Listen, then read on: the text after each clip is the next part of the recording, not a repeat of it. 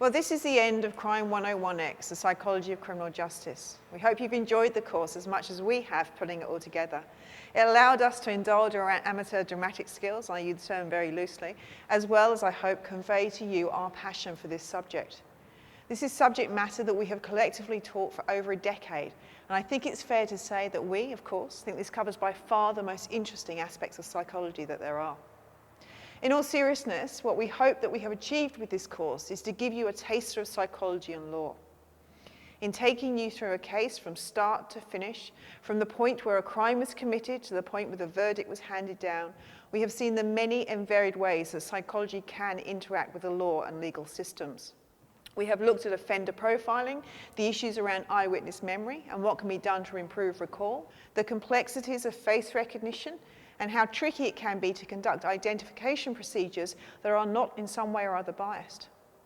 Now, once we had our suspect, we spent some time considering interrogation and interviewing techniques and the accuracy of non-verbal ways of detecting deception.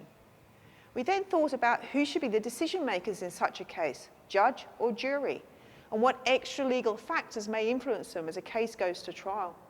And once the case was heard, we considered how this group of people may go about making a decision as to the guilt or otherwise of the defendant. We explored how such factors as decision rule and size of jury might impact on these processes.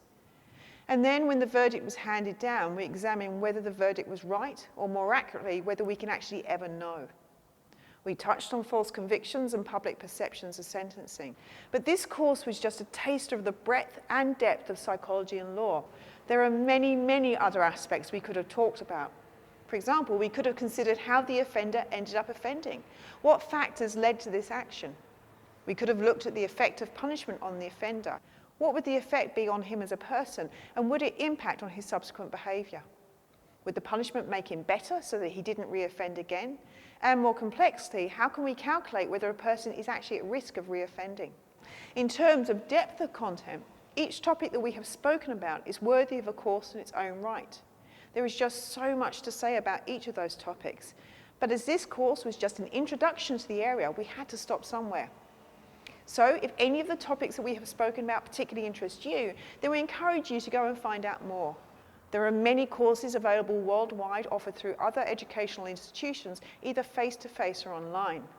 There are also many good books that you can start with, and we provided a list of these as a starting point.